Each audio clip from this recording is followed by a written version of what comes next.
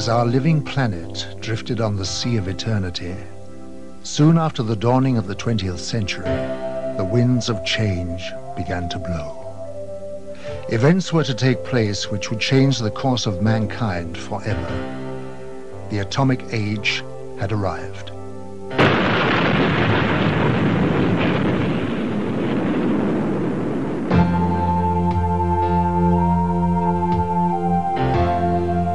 As man detonated weapons of immense power, lights started to appear in the sky in a way that suggested that something was following the course of events. The shattering thought imposed itself that we were perhaps not the only inhabitants of the universe. Since the beginning of civilization, we had been watching the stars, never dreaming that they, in turn, might be watching us. History was about to change.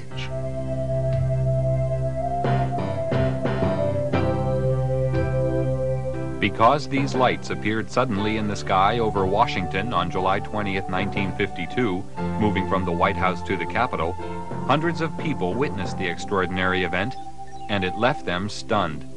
The lights instantly jumped from one position to another. They were also observed by high military officials who knew what the lights were trying to say. The public had never seen anything like this, whereas the military had already a long history of involvement with these alien visitors, but had kept it from the public. An immediate emergency meeting was called to formulate a plan to divert public attention away from the occurrences. From that day on, it was decided to place the subject under the highest classification of security. Then came the first announcement to mislead the public made by Chief of Air Intelligence, Major General John Sanford. We can say that the recent sightings are in no way connected with any secret development by any agency of the United States. From that day on, the biggest secret of the century began. How did it all start?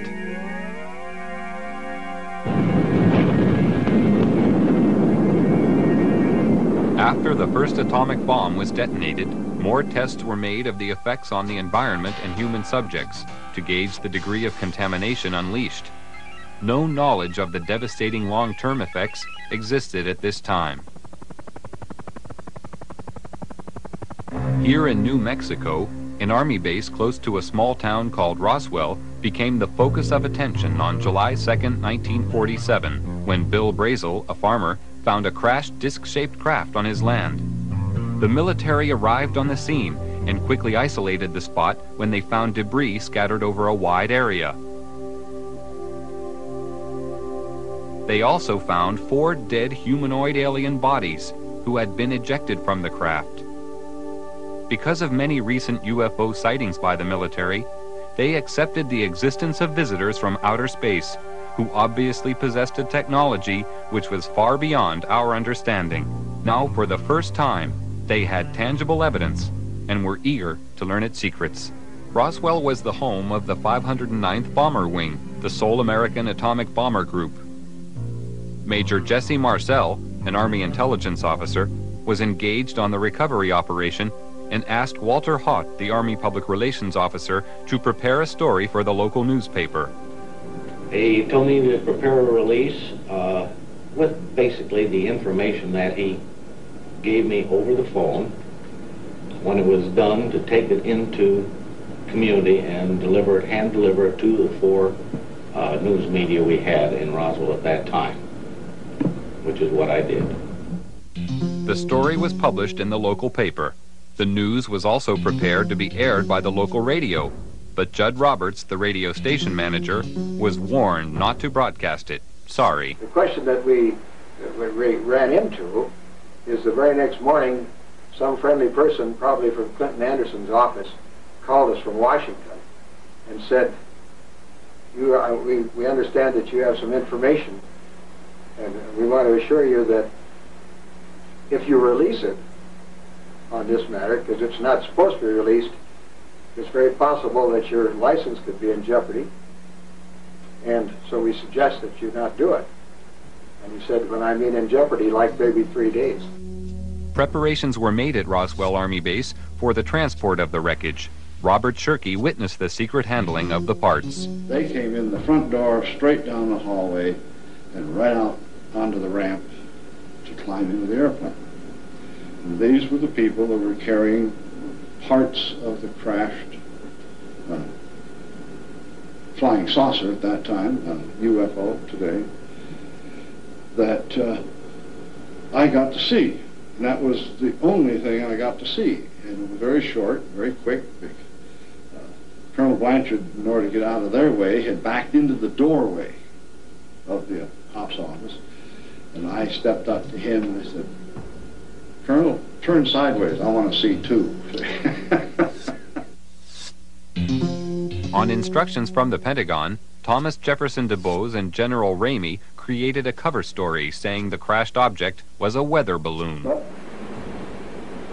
we used that in order to assuage the curiosity of the press. The wreckage was loaded back onto an aircraft and flown out under cover of great security and secrecy to Wright-Patterson Air Force Base. The pilot kept silent for several years, but informed his wife after the story appeared in a newspaper. I guess now that they're putting in the paper, I can tell you about this. I wanted to tell you for years. He said, "I want you to read this article because it's a true story." And I not only know that it's true, but I'm the pilot who flew the wreckage of the UFO to Dayton, Ohio. Wright-Patterson Air Force Base was considered the most technologically advanced research center in the United States. The wreckage of the Roswell crash was dismantled for analysis. The matter was considered of such importance that the orders came directly from President Truman. Under the cover of the CIA, Truman created a group called Majestic 12 for dealing with and covering up all information about UFOs. President Truman gave the task of handling UFOs only to the highest-ranking generals. After the Roswell crash, a special group of scientists was formed and facilities built to be prepared to deal with any further UFO crashes which would occur. Wendell Stevens was a lieutenant colonel in technical intelligence in the U.S. Air Force and is now a UFO investigator. Now having an extraterrestrial vehicle and some bodies in their hands, didn't know when the next one would come down, where they came from, what they were going to do about it. There were a lot of unanswered questions. And the United States was in a turmoil at the time administratively because we were shifting from a war economy and a military-industrial command structure to a civilian structure. So the military was still dominant, and they wanted to keep control of this until they knew what was happening. So they created, and remember, General Marshall was our Secretary of State at the time. He was a four-star, a five-star general. These people selected certain representatives from the military-industrial complex that they controlled, generals and admirals and certain scientists that worked with the military and worked with industrial planning. These men were designated as a task force to take charge of any event that followed. And one did. Almost a year later, on the 25th of March of 1978, the next one came down, 1948, the next one did crash, and it came down under observation by radar, so that we knew where it landed at the time that it struck the ground, and a helicopter was over it in less than an hour. It reported what it observed, and the plan generated by these people from the military-industrial complex after the Roswell crash was immediately put into place. All of the generals and admirals and advisors and scientists were contacted and ordered to proceed to a base in Colorado, where they were picked up and driven to the crash site. Now all of these men have gone to the scene to see for themselves what an alien vehicle looks like, and they were going to advise General Marshall directly, who was controlling everything from remote position from telephones, on how to proceed.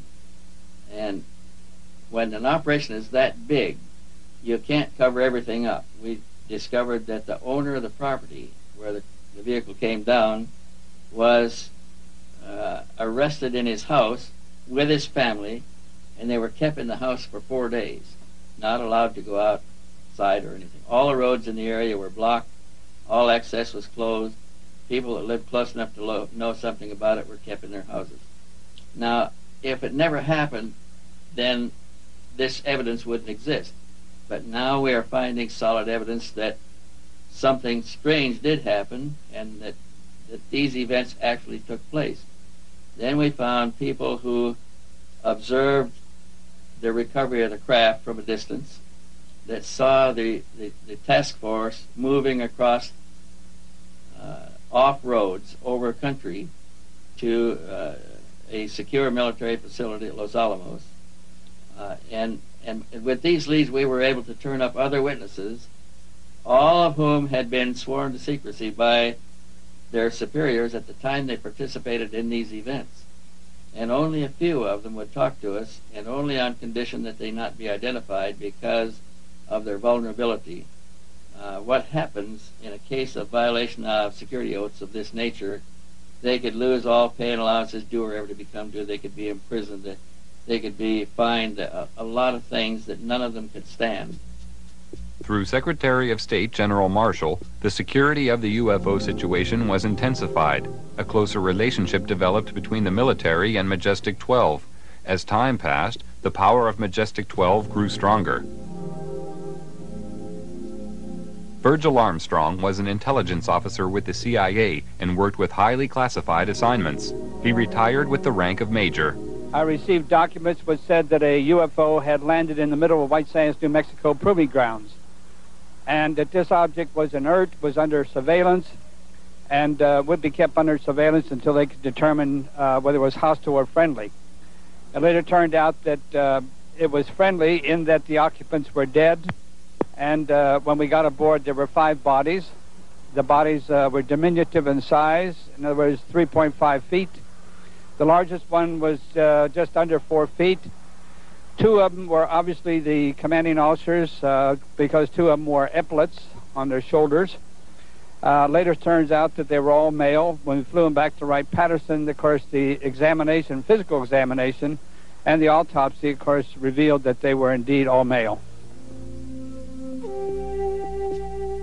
From descriptions given by several witnesses, the aliens have very large eyes, a small nose, and a small mouth. They are usually about 3 feet 6 inches in height and have no body hair. Now, consider, if you will, the position of the United States government at this time. They proudly thought of themselves as the most powerful nation on Earth, having recently produced the atomic bomb and won World War II with it. They had built a jet aircraft that exceeded the speed of sound in flight, or would, in October of '47. They had built bombers with intercontinental range that carried weapons of mass destruction. Now, imagine what it was like for these same leaders, all of whom had witnessed the panic of the Orson Welles broadcast in the War of the Worlds of 1938. Thousands of Americans panicked at a realistically presented invasion of Earth. But imagine their horror as they actually viewed the dead bodies of the real aliens. Imagine their shock as they tried to determine how these saucers were powered and could discover no part even remotely similar to components they were familiar with. No cylinders, no pistons, no propellers, no vacuum tubes. It's only when you fully understand the overwhelming helplessness the government was faced with in the summer of 1947 can you comprehend their perceived need for a total, thorough, and sweeping cover-up to include the use of deadly force.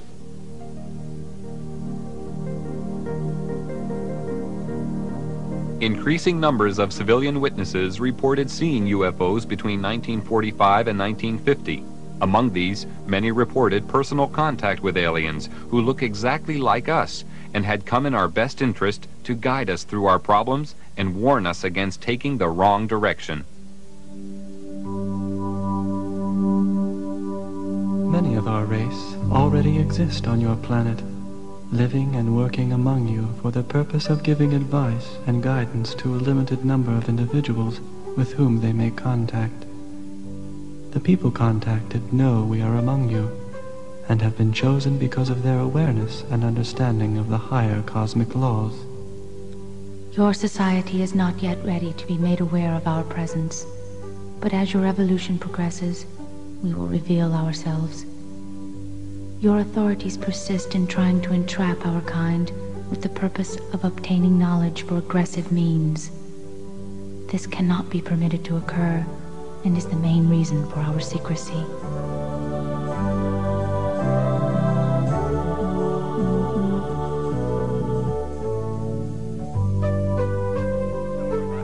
President Truman ordered a heightened level of security after the capture of a live alien from a UFO which had crashed. Because of the ever-increasing numbers of UFO sightings at the time, it was decided to create a project called Blue Book, which was designed to suppress public knowledge and create an atmosphere of ridicule around the subject of UFOs. Professor J. Allen Hynek was a professor of astronomy and an astronomical advisor to the United States Air Force on their UFO educational program. And I know the job they had. They were told not to excite the public. Don't rock the boat. And I saw it in my own eyes happen that whenever a case happened that they could explain, which is quite a few, they made point of that and let that out to the media. Things that the cases that were very difficult to explain, they would jump handsprings to keep the media away from it. For they had a job to do, to, whether rightfully or wrongly, to keep the public from getting excited. A live alien was captured in 1948 after a UFO crashed in America.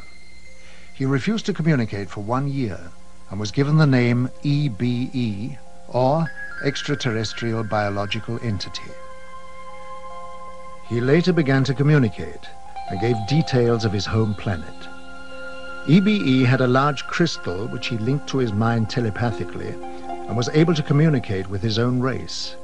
He was also able to see into the past and future and perform many other amazing feats. He told of believing in the universe as the supreme being and stated that his race lived in harmony without wars and had nearly eliminated all diseases. He said they lived to approximately 800 years of age and that their technology was far in advance of ours.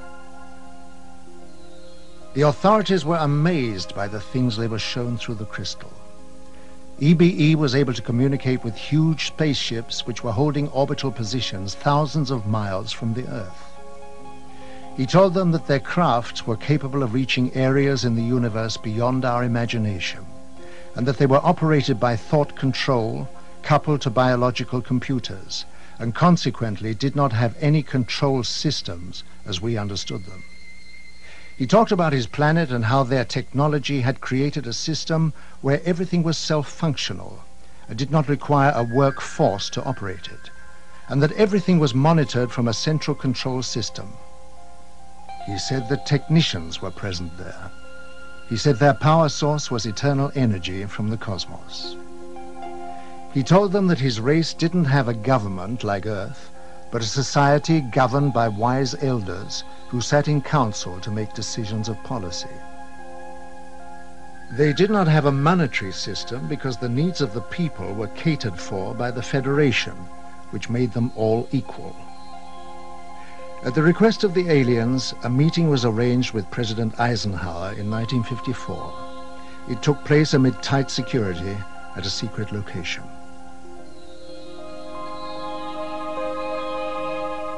At this meeting, negotiations took place regarding the permitted presence of the aliens on Earth. Eisenhower told the aliens that the world was not yet ready for them.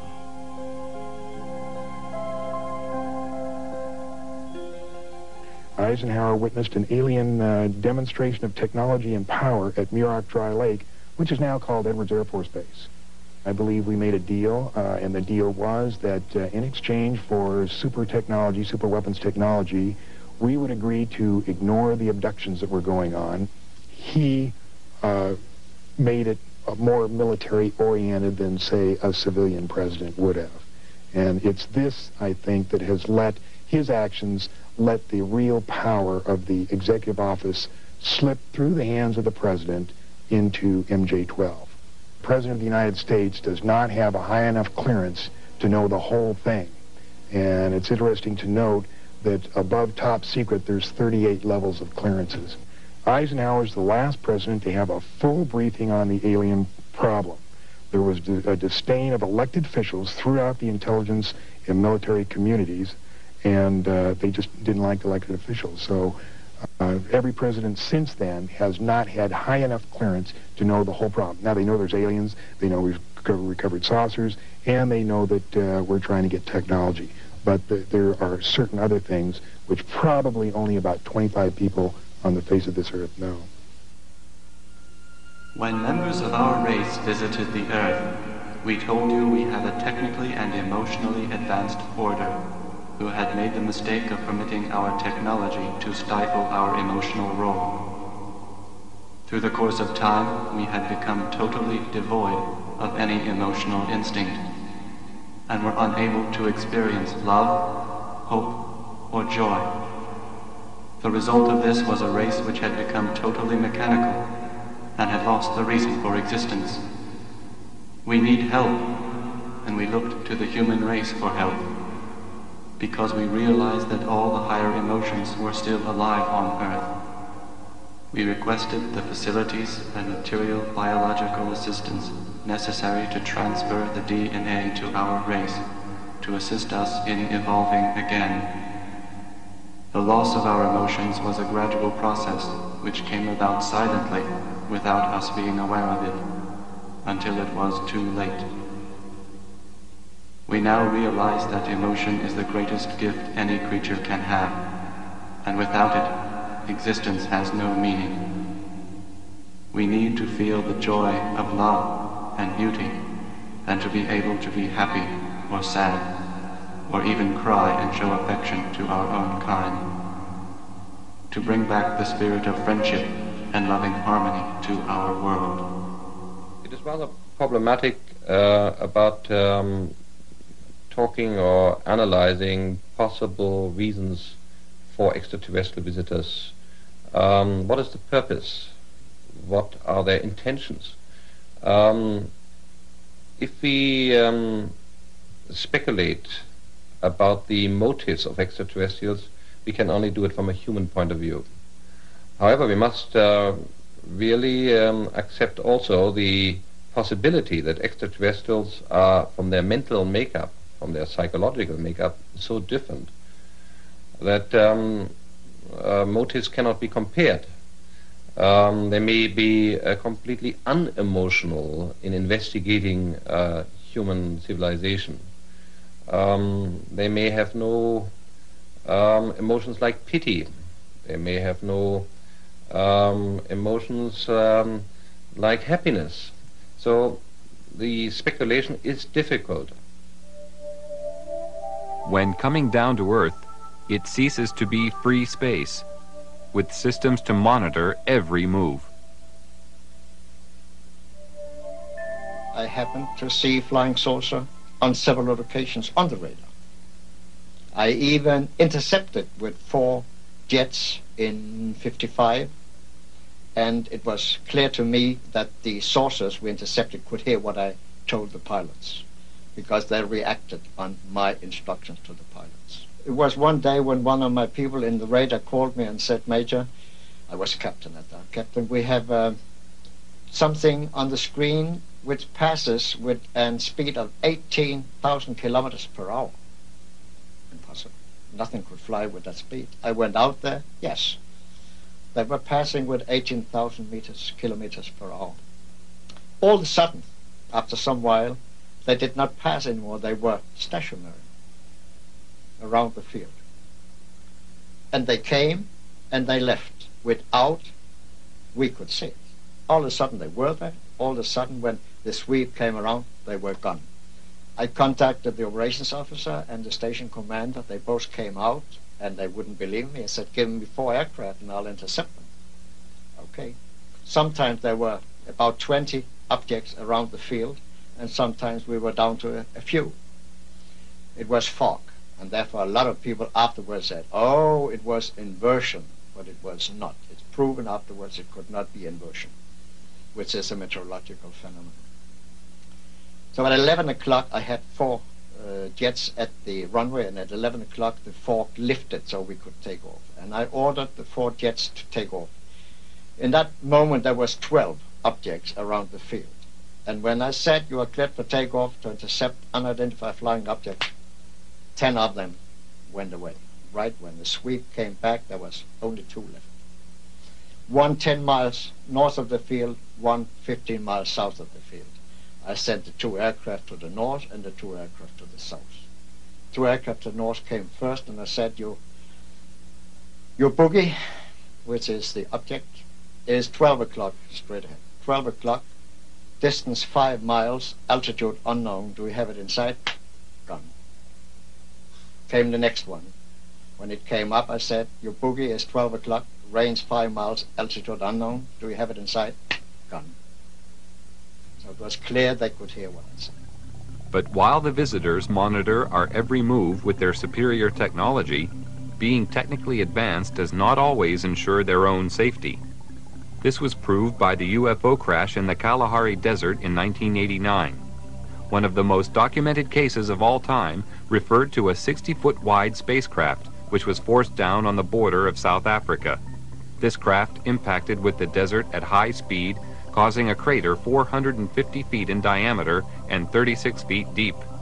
Official military documents reveal that the craft entered South African airspace at 1:45 p.m. on the 7th of May 1989 and was intercepted by 2 Mirage jet fighters. Because the craft failed to respond to communication, one of the fighters was ordered to attack the craft with an experimental laser cannon. This caused the craft to lose altitude and crash.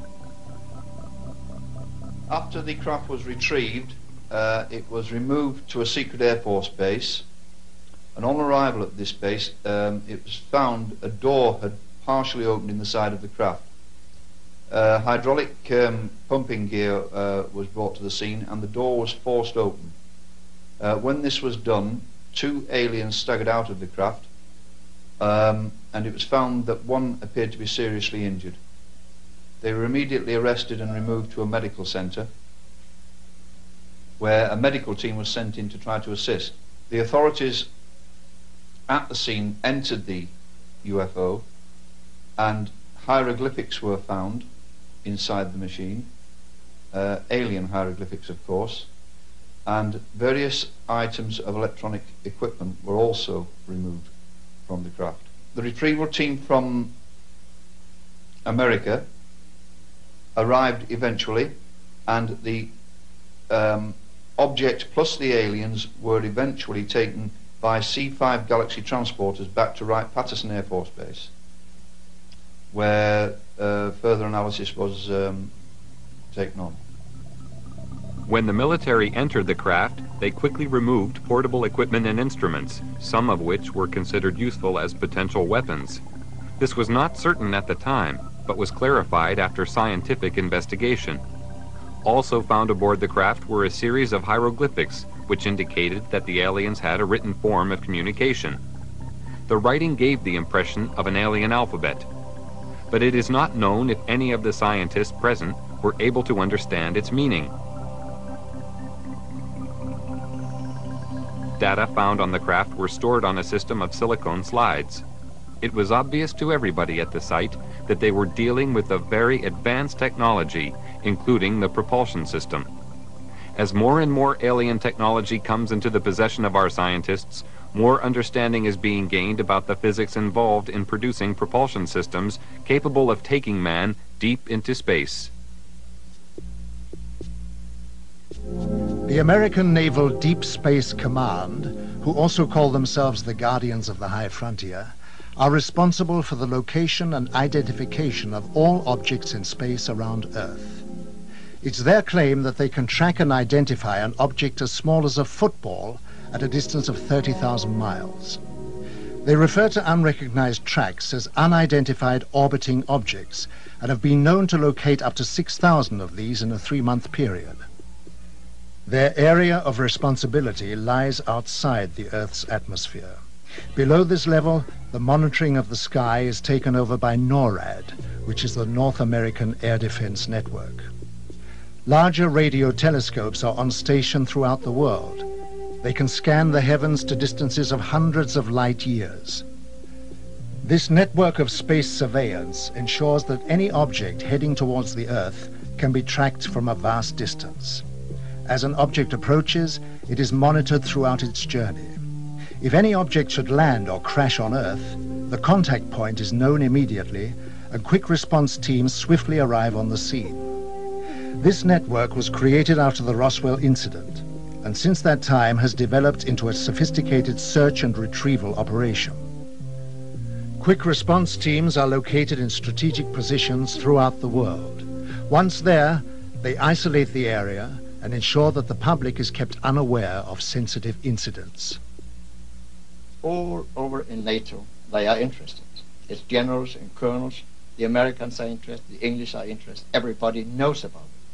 I was one in Wiesbaden with one of the squadrons down there, and I worked with a colonel. And one afternoon I was going to nearby town, I don't remember the name. And I went to the office in civil clothes to pick up something, and he was sitting there. "Hey, Major," he said, "where are you going?" "I'm going to city." "What is that?" He pointed. I had my badge here with a flying saucer on my blue jacket. I said, "What?" "That, damn it, that." I said, "Nothing. It's a flying saucer." I said, "It couldn't be. You Americans have proven they don't exist." "Shut up," he said. He took the telephone and rang. "Jack, Pete, come on now." And in a sudden we had 5 officers and himself. And we talked for 3 hours. And they knew exactly as much as I did. So everybody knows about it. And it is not